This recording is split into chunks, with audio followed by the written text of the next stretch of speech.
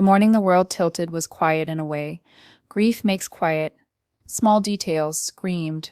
Olivia Morgan arrives at her father's office to find his coffee still warm and the light on in the lab where he'd been inventing hope. James Morgan, founder of Morgan Biotech Solutions, is gone. Sudden. Absolute.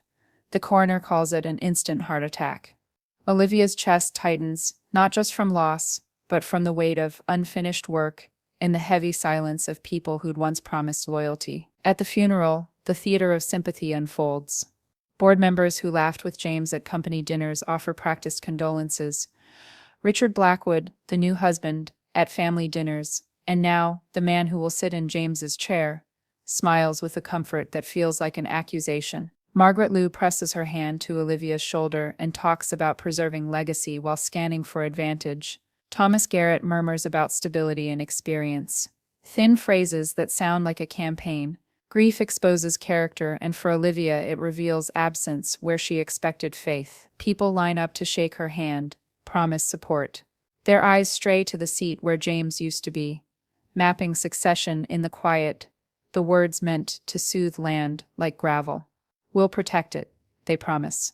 But the promise sounds fragile. Olivia sees two things clearly: how much of the company's heartbeat lived in her father's stead, and how quickly alliances can turn into ledgers. Her Harvard degree, summers in the warehouse, nights pipetting in R&D, all had been preparation for stewardship, not spectacle. She had earned her role through sweat and knowledge, not birthright. Yet the people who toasted her promotion now trade whispers that question her readiness. The betrayal isn't sudden, it's been staged. You watch Olivia absorb the hollow platitudes and feel suspicion crystallize. She remembers conversations that now look like pretext, budget cuts that sounded reasonable then and look crooked now. Small oddities accumulate: a misplaced file, a board appointment that feels timed, an email thread gone cold. Each tiny thing refracts into a pattern that chills the blood. Then the axis shifts from mourning to danger. The board's calls multiply.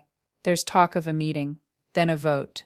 Their language is clinical: strategic leadership concerns, experience gap, as if the company is a chess piece. 3 weeks after the funeral, they call her into the boardroom, cite protocol, and offer a severance package, as if replacing a person can be reduced to paperwork. At that table, with Richard occupying James's place, their faces are blank. The room smells faintly of old coffee and new intentions. Olivia stands steady, but a different calculation begins. The humiliation of being escorted out is raw, but what stings more is the realization that those closest to her planned this. The betrayal is personal and strategic. Grief is a lens. Through it she sees motive and method in high definition. She counts who smiled too easily, who avoided eye contact, whose condolences were performative. That inventory becomes the funeral's faux sympathy and the boardroom's polite coup together spark a resolve in Olivia that grief alone never would have birthed, to protect her father's work by any means necessary. This part ends on a single pulse. A daughter, dismissed and shamed, leaves the building where her childhood echoes. She carries more than a pen in her pocket. She carries a mission. The seeds planted in that quiet morning will become the roots of a campaign that will not stop until the company's original mission is preserved. She will not accept anything less. Olivia arrives armed with her laptop, projections prepared, and her father's lucky pen in hand. The agenda looks ordinary: quarterly numbers, budget approvals. Yet, as soon as she walks in, she feels the current. The faces around the table no longer carry camaraderie, they radiate calculation. At the head, Richard Blackwood occupies her father's chair. His smile is gone, replaced by something cold and proprietary. He begins with feigned sympathy. "Olivia, we need to discuss your future with the company." The words are rehearsed. Thomas Garrett shuffles papers. Margaret Liu looks away. The script is already written, and Olivia is its unwilling audience.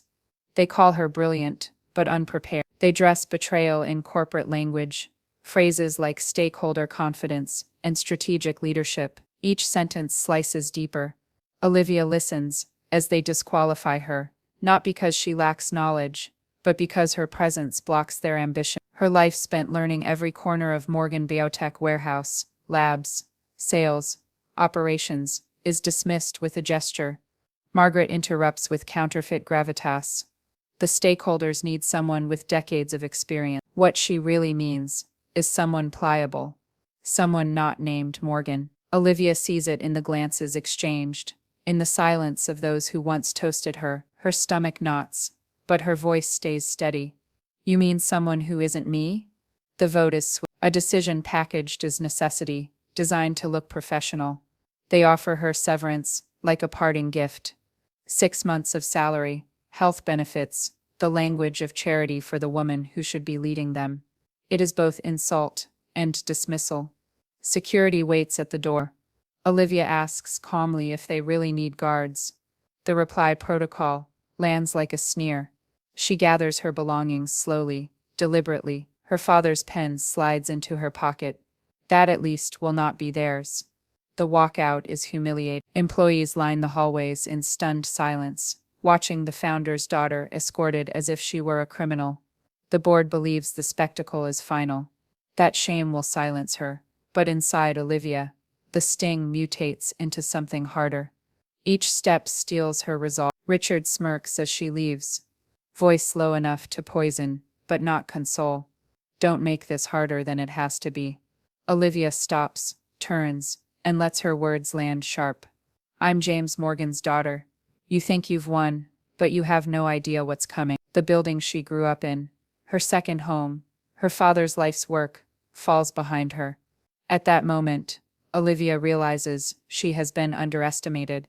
They see her as inexperienced, grief-blinded. What they cannot see is the strategy forming inside her. They removed her from the boardroom, but they also freed her to move unseen. In the quiet of her car, she sits with anger. Then discipline takes over. Her father's voice echoes. Emotion is data. Strategy requires a cool head. She exhales and begins to think. Betrayal has burned the old map. A new one must be drawn. By the time the city lights flicker on, Olivia is no longer a COO without a company. She is a strategist with a war to fight. The coup that was meant to bury her has instead armed her. The board believes the game is over. They will soon learn she has only just begun to play. The night after the coup, Olivia does not sleep. Rage rattles inside her chest, but grief steadies her hand. She drives to her father's grave and sits there, headlights bathing the stone in pale light. Her fingers tighten around the steering wheel until her knuckles ache. She forces herself to breathe. Emotion is data, her father used to say. Strategy requires a cool head. By dawn, the anger has hardened into intent.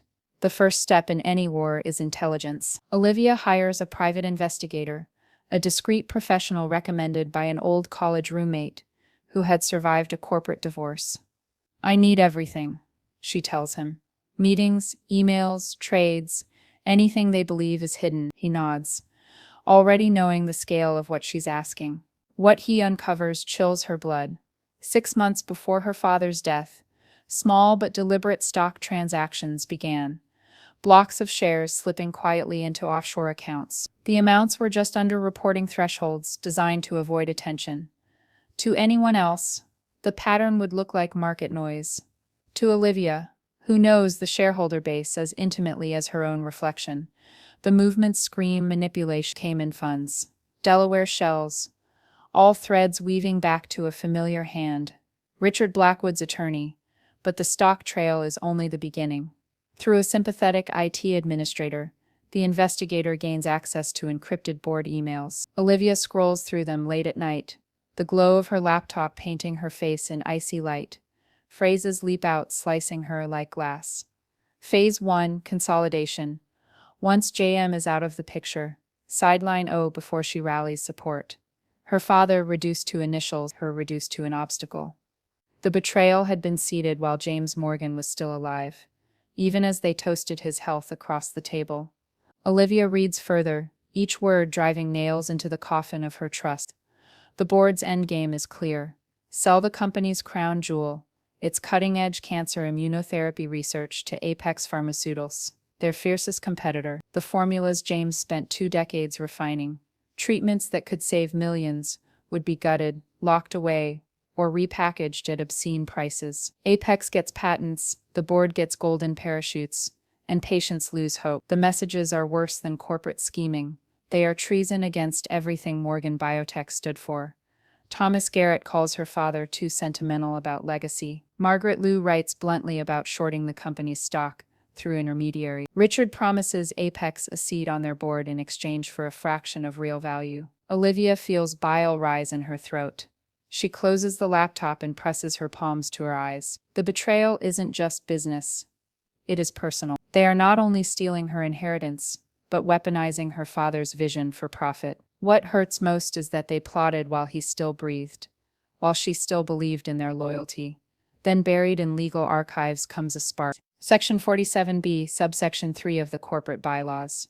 In contested control, any shareholder or coalition holding 75% of shares may reverse board decisions immediately. A clause almost forgotten, drafted when the company went public. A clause that now reads like destiny. Olivia runs the number. The board holds 31%. Institutions, another 40%. The remaining 29% is scattered among employees and small investors. Her father's estate, now hers, grants her 22%. To reclaim control, she needs 53% more. Impossible, perhaps. But then again, so was surviving the humiliation they thought would end her. Her war has a shape now. Not lawsuits, not protests, but a shareholder revolution. Betrayal has handed her not defeat, but a map. All she must do is follow it. The puzzle pieces fit together with brutal clarity. Olivia studies the emails, stock movements, and whispered communications.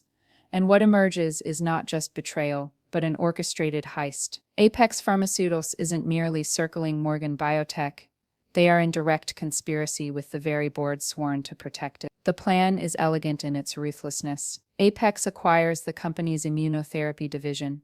Its crown jewel, the very protocols James Morgan died working on. The patents, worth billions and capable of saving millions of lives, would be locked behind Apex's profit-driven gate. To the public, it would look like a strategic partnership. To insiders, it is a fire sale of hope. Olivia reads the details again and again, her purse loud in her ears. Richard promises Apex early access to trial data, even suggests slashing compassionate use programs to align profitability. Margaret Liu times her stock shorts perfectly around these negotiations, betting against the company she claims to serve. Thomas Garrett boasts about unlocking true shareholder value once sentimentality is stripped away. Each message is a dagger. Each revelation confirms what Olivia now knows. Without doubt, her father's death created not a vacuum, but an opportunity they had long prepared for. And they chose Apex, the one competitor he swore would bury his vision under corporate greed. Sitting in her apartment, surrounded by whiteboards, scrawled with names, percentages and arrows, Olivia feels fury coil into something sharper. Purpose. The Apex deal is not just about money. It's about erasing James Morgan's legacy, rewriting Morgan Biotech as a cautionary tale of innovation devoured by short-term profit. Her investigator delivers one last blow. Draft agreements between Richard and Apex's executives. The terms spell it out: positions for board members at Apex, private payouts, confidential stock options. Apex isn't just buying research, they are buying betrayal. Olivia leans back in her chair, exhaling slowly. The betrayal is deeper than she imagined, but it also gifts her something priceless: proof. Proof that the board is acting not in the interest of shareholders, employees, or patients, but for themselves. Proof strong enough to shift loyalties if revealed strategically. She circles one sentence in the bylaws. Any shareholder coalition holding 75% may reverse board decisions immediately. That clause is no longer just legal text.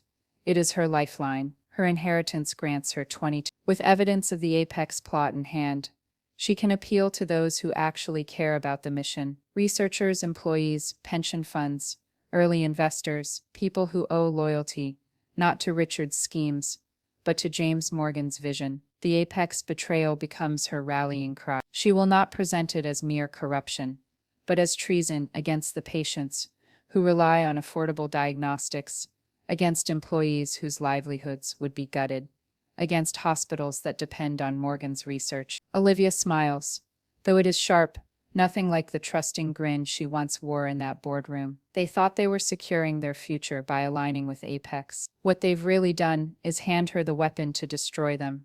The discovery of the Apex plot is no longer just evidence, it is the heart of her war plan. And Olivia Morgan is ready to use it. The evidence against the board burns like fire in Olivia's hands. But fire alone can't reclaim a company. She needs law. She needs leverage. She needs a way to turn betrayal into a binding reversal. So, she dives into Morgan Biotech's dusty legal archives, poring over every clause her father once signed. Most of it is standard corporate boilerplate, dry, predictable, written to protect investors. But buried in Section 47B, subsection 3, she finds the overlooked jewel. In the event of contested control, any shareholder or coalition controlling 75% of outstanding shares may call an extraordinary meeting and reverse any board decision, including but not limited to personnel changes, with immediate effect. She reads the line again, pulse quickening. It is not vague. It is not conditional. It is clear, sharp, and binding. This clause is her weapon, one so powerful the board never imagined anyone could wield it. Because who would ever gather 75% of a billion-dollar biotech firm? To them, it's a theoretical safeguard, an artifact from the company's early public days. To Olivia, it's the path home. Her inheritance secures 22%, that much she knows. The board controls 31%. Institutions hold another 40%. The last 29% belongs to a scattered constellation of employees, pension funds, and early believers. She calculates again and again. She needs 53% more. On paper, it looks impossible. In practice, it is the only number that matters. Olivia paces her apartment, the bylaws clutched in one hand, her father's words echo. You can't lead what you don't understand. She now understands the game better than anyone sitting smugly in that boardroom. They assumed their coup was final, because they understood power only as votes and chairs. Olivia sees power in networks, in loyalty, in shared vision. The clause reframes everything. This is no longer about lawsuits or media leaks. This is about coalition building, about stitching together fragments into a controlling force. She doesn't need to fight them on their terms. She needs to outflank them with law on her side. The war room takes shape in her apartment. Whiteboards map out every shareholder, green for allies, yellow for maybes, red for those tied too tightly to Richard. The bylaw clause sits at the center of it all. Written in bold across the board, like scripture. 75%. It becomes her mantra. Every call she makes, every meeting she schedules, every coffee with a weary researcher, or lunch with a cautious fund manager. All of it funnels toward one goal, that extraordinary shareholder meeting. That moment where the law will shift the balance, where betrayal will be overturned not by outrage, but by majority. The board doesn't know it yet, but their fate is already sealed. They see Olivia as a grieving daughter without allies, licking her wound. They don't realize she has discovered a hidden weapon in the very bylaws they once approved. A weapon powerful enough to turn her from an exile into an executioner. When she closes the corporate binder and sets it on her desk, Olivia feels clarity settle in her bones. She doesn't need their permission, their approval, or their condescending votes of confidence. All she needs is the number 75. And she will get it. The bylaw is no longer just text, it is destiny. And Olivia Morgan intends to make it law in motion. The number 75% becomes Olivia's obsession. It is written across her war room in thick marker, circled again and again. Every conversation, every sleepless night, every whisper in a cafe funnels toward it. She has her father's 22%, but the rest must be earned share by share, person by person. Her first ally is Dr. Sarah Winters, head of oncology research. Sarah's 2% seems small, but loyalty multiplies its value. Over coffee, Sarah doesn't hesitate. Your father saved my career when no one else would hire me. I owe him everything. When Olivia asks for her shares, Sarah nods without flinching. Take them. And take my phone book too. That night, the war room expands. Hospital pension funds, veteran researchers, colleagues who trust Sarah become green dots on Olivia's board. From Sarah, Olivia reaches the St. Mary's Hospital Pension Fund. Their manager, Robert Chen, hesitates. The board has already called him, painting Olivia as unstable, reckless, grieving. Olivia lets him read the Apex documents in silence. His hands shake as he sees the truth. If this goes through, our patients are finished, he mutters. By the time the coffee goes cold, Olivia owns his 3%. The employees are harder. Fear runs deep in those hallways. Cameras watch every corner. Olivia adapts. She stations herself at the cafe across the street, waiting for lunch breaks. She meets technicians at the gym, analysts at grocery stores, researchers at their kids' soccer games. Each time she listens first. She lets them vent. Then she shows them the evidence. Shock becomes anger. Anger becomes resolve. Marcus Thompson, a senior lab technician, grips her hand after signing over his 0.5%. They told us you walked away. I knew better. James Morgan's daughter wouldn't abandon us. 17 more employees follow in 3 weeks. Each percent feels like a spark, and soon her war room is lit with green markers spreading across the board. The 75% no longer looks like a dream. It looks possible. Momentum attracts power. Elena Volkov of Northstar Investments calls her directly. Northstar controls 7%. Her voice is calm, but her words pierce. Your stepfather promised my competitors special treatment. He assumed I'd fall in line. He was wrong. Northstar will back you, if you honor your father's 5-year plan. The plan Richard buried. The one about personalized medicine and clinics for underserved communities. Olivia doesn't even pause. Done. Each conversation adds weight to her coalition. The Bernstein Family Trust returns with 4%, remembering their early bet on James's first prototype. The California Teachers Pension Fund adds 3%. These aren't just numbers. They are stories, relationships, debts of gratitude. Olivia collects them all like weapons. But she knows the board isn't blind. Surveillance cars trail her. Friendly faces inside the company suddenly start probing for information. The board feels the shift, but doesn't understand its scale. They assume she's desperate, chasing investors for a startup. They never suspect she's weaving a net tight enough to strangle their control. By week 6, she controls 51%. A majority, yes, but not enough. The law demands 75%. She sharpens her strategy. Market moves, rumor leaks, public perception, each will become a lever to pry open the remaining shares. The coalition isn't just financial now. It's emotional, cultural, almost spiritual. Employees begin wearing small pins. The old company emblem her father once chose. A signal. A quiet rebellion. Olivia sees it clearly. Her father's legacy isn't locked in labs or stock charts. It is alive in people who refuse to sell out. And together they will reach the number. Olivia's coalition is strong, but not yet unbreakable. 51% gives her a voice. 75% gives her the power to erase the board's betrayal. The gap is wide, and every day the board tightens its grip. To close it, she needs not just allies, but leverage, the kind created by markets, fear, and shadows. She begins with whispers. A trusted journalist receives selective leaks. Sources close to Morgan Biotech suggest disagreements in leadership and hints of a looming acquisition. Nothing concrete, just smoke. But in markets, smoke is often enough to spark fire. Within 3 days, the stock price drops 8%. Nervous investors begin selling small lots, unwilling to risk their positions. Olivia is waiting. Through Delaware LLCs, discreetly registered and carefully structured, she scoops up every available share. Her father's inheritance is liquidated.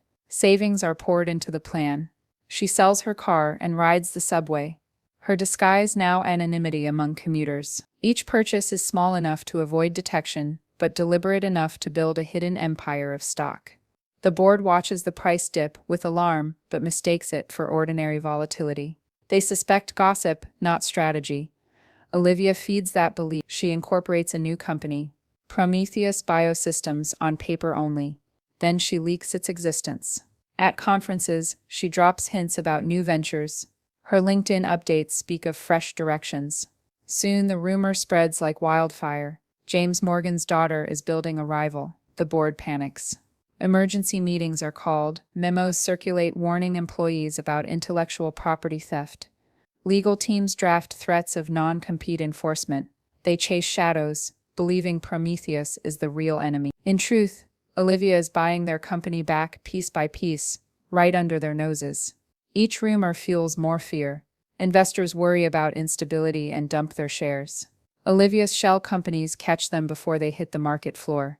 What began as 51% climbs steadily. 55, 60, 62. The LLCs form a mosaic of ownership invisible to anyone not looking closely. But Olivia is careful. She knows if the board notices too soon, they will stall, regroup, and cut her path off. At night, she studies her war room like a general before battle. Whiteboards covered in names and percentages now glow with green markers.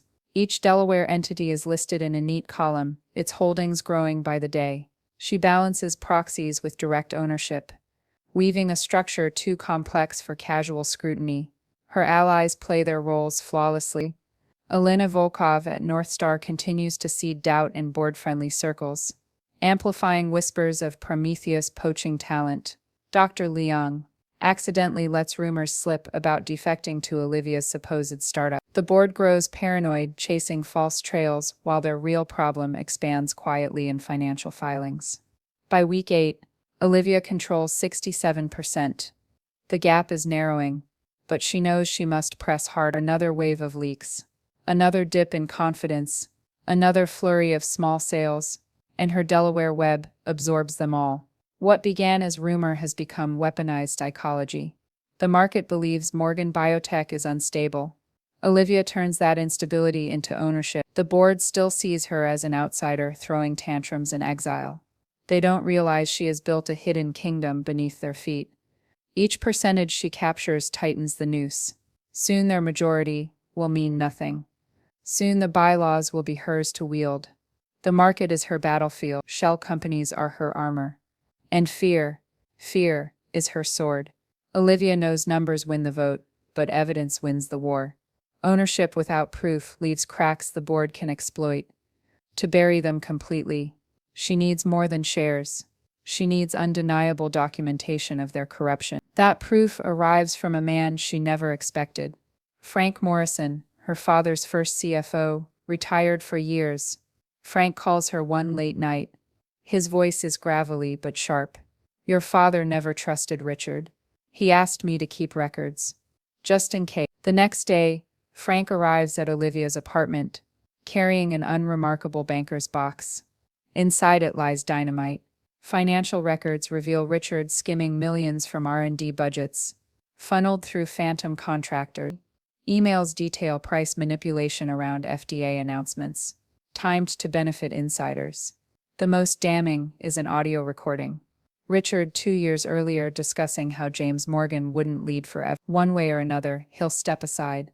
Richard says casually, as if plotting a routine reorganization instead of waiting for a death. Olivia listens in silence, her hands clenched into fist. Frank watches her with weary eyes. Your father wasn't naive. He documented everything. He wanted you to have this if anything ever happened. The box transforms Olivia's arsenal. What was once rumor and suspicion is now evidence sharp enough to draw federal attention. She doesn't release it all at once. Timing is strategy. Instead, she leaks fragment a whisper to a journalist about irregular books. A tip that nudges the SEC into reviewing filings. A breadcrumb trail designed to rattle the board while keeping her true position hidden. Her allies strengthen around her. Sarah Winters becomes not just supporter, but lieutenant, rallying researchers who once feared retaliation. Employees begin wearing subtle pins. The old company logo her father loved. Small but powerful symbols of loyalty. Pension funds call back with confirmation. North Star reaffirms its 7%, demanding only that Olivia stay true to her father's long-term vision. Every percentage added isn't just math. It's morale. Marcus Thompson sends her a photo of employees raising glasses in quiet defiance. Elena Volkov delivers updates on board panic, reporting how Richard paces meetings, snapping at subordinates. Dr. Leong, her defector, plants rumors at mixers, fueling the illusion that Prometheus is gutting Morgan Biotech from the inside. Meanwhile, Olivia organizes. Her lawyer, Janet Crawford, reviews each proxy agreement with surgical precision. Every signature is verified, every clause airtight. Olivia won't give the board any chance to challenge her legitimacy. When the moment arrives, by week 10, she holds 75.1%, the nuclear threshold. With Frank's evidence ready and her coalition locked, Olivia possesses both sword and shield. The board still believes she's a nuisance, a grieving daughter distracting herself with fantasy ventures. They do not see the army she has built, or the records waiting to obliterate them. Late at night, Olivia studies the banker's box one more time. She thinks of her father, alone at his desk, fighting for research that mattered. She whispers to his memory, "I'll finish what you started." For the first time, the weight of grief feels lighter, not because it's gone, but because it now has purpose. Her allies are ready. Her evidence is secure. Her shares are overwhelming. The board has no idea that the walls are closing in, and when they do, it will already be too late. The day of reckoning begins with silence. Thick, tense, anticipatory, Olivia walks into Morgan Biotech's headquarters, not as the disgraced CEO escorted out months earlier, but as the controlling shareholder holding 83% of the company. The air in the lobby crackles. Employees glance up, some nod subtly. Others simply watch, but their eyes carry recognition. She has returned. Upstairs, the boardroom hums with nervous energy. Richard sits in her father's old chair, face flushed, trying to command order. Thomas Garrett flips through papers. Pointlessly, Margaret Liu whispers urgently to another member. They expect a shareholder meeting where their apex deal will sail through. What they get is Olivia, calm, precise, carrying a briefcase filled with their doom. "Good morning," she says evenly, setting her case on the table. "I believe we have business to discuss." Richard sneers. "You have no right to be here. Security." Olivia interrupts, her voice cutting like glass. "Actually, I have every right. I control 80.3% of this company. Would you like to see the documentation? Or shall we skip to the part where you resign?" Gasps ripple around the table. Garrett shoots to his feet, stammering, "Impossible. We've been tracking. You've been tracking what I allowed you to see." Olivia replies coolly, pulling out stack after stack of proxy agreements. "While you chased rumors about Prometheus Biosystems, I built the real coalition. This," she spreads the signed documents across the table, "is the prize." Margaret Liu's face drains of color. Richard slams a fist down. "You're bluffing." "Am I?" Olivia leans forward. "Frank Morrison says hello. He's kept some fascinating records. Phantom contractors, apex kickbacks, even recordings of you discussing my father's removal. Would you like me to read the transcripts aloud? Or shall we let the SEC hear them at 10:31 sharp?" The room stills. Fear creeps into every corner. Janet Crawford, Olivia's lawyer, enters on cue, wheeling in boxes. "For the record," she announces, "Ms. Morgan, as majority shareholder, is invoking Section 47B of the bylaws. Effective immediately, all board decisions, including her removal, are reversed." Olivia stands tall. "You voted me out. You marched me out with security. Today, I return the favor. You're finished." The board erupts. Some argue. Some plead. Some simply stare, stunned. Margaret folds first, sliding her resignation letter across the table with trembling hands. One by one, the others follow. Only Richard refuses, eyes blazing with hate. "You think you've won," he spits. "You have no idea what you're playing with. Apex. Apex." Olivia cuts him off. She slides another document across. "Your private agreement promising them our patents for 30 million. Thomas, yours was 20. Margaret, 15. I have every receipt. You weren't protecting this company. You were looting it." She straightens, voice steel. "You forgot what Morgan Biotech stands for. You thought it was just another asset to strip. But this company was built on saving lives, and you tried to sell those lives for profit." Richard tries again, but Olivia doesn't flinch. "Unlike 3 months ago, I don't need security to remove me. Security is here to escort you." Guards enter. The irony is sharp. Richard and his allies now marched out like criminals, just as they had done to her. As the door closes behind them, silence settles. Olivia lowers herself into her father's chair. Her chair now, she breathes once. Steady. Then speaks quietly. Restoration complete. The boardroom is empty now. Cleared of traitors. Their resignation letters still scattered like debris on the polished table. Olivia sits in her father's chair, hands steady on the armrests. For the first time in months, silence doesn't feel like exile. It feels like victory. Janet Crawford, her lawyer, closes the final folder. It's done. The SEC will have everything within minutes. Investigations are inevitable. Olivia nods. The weight of adrenaline slips away, replaced by something deeper. Responsibility. Winning the war was never the end goal.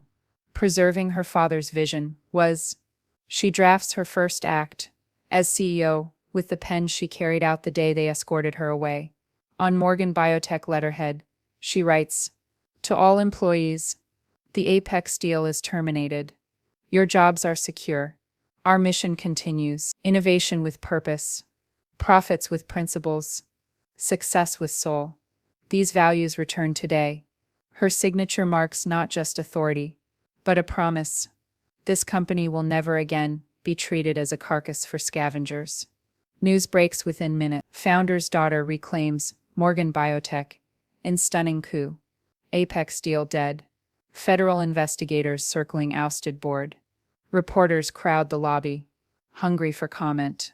Olivia ignores them. The story isn't about revenge anymore. It's about rebuilding. Frank Morrison arrives slowly, leaning on his cane but eyes sharp. He takes a seat at the table, nodding once. "Your father always feared you had too much heart for this game. Turns out you had just enough." His presence cements continuity. Old guard and new blood, united. Sarah Winters enters next. Shoulders squared, pride radiating. She represents the scientists, the soul of the company. Employees follow her lead, wearing small pins of the old logo. A silent declaration. Morgan Biotech belongs to its mission again. The new board convenes. Decisions flow with clarity. Funding restored to Parkinson's research. Expansion of compassionate use programs. The revival of James Morgan's 5-year plan. Personalized medicine and clinics for underserved communities. The table no longer hosts conspirators. It hosts believers. At sunset, Olivia retreats to her father's office. Everything remains as he left it. Molecular models. Stacks of journals. A photo of them at her Harvard graduation. She pours 2 glasses of his favorite scotch, setting one on the desk across from her. The ritual feels like communion. "We did it, Dad," she whispers. "They thought they could erase you, but they forgot the most important thing you taught me. That power isn't in chairs or shares. It's in people who believe. It's in legacy." She lifts her glass. To Morgan Biotech. To second chance. To making sure the good guys win. The scotch burns warm, but it feels like light filling her veins. Outside, employees celebrate. Patients continue receiving treatments. Reporters speculate on her leadership. But Olivia doesn't care. She has more important work. Honoring the vision that began at a Maine coastline decades ago. Richard and his allies will face investigations, lawsuits, disgrace. They will be remembered only as footnotes in the story of Morgan Biotech's survival. Olivia will be remembered as the one who brought it back from the brink. The fare beneath her no longer feels too large. It feels earned. And tomorrow, when she walks into the labs and speaks to her people, she will carry not just her father's name, but his mission restored. Alive, unstoppable. Morgan Biotech is home again, and Olivia Morgan is exactly where she belongs.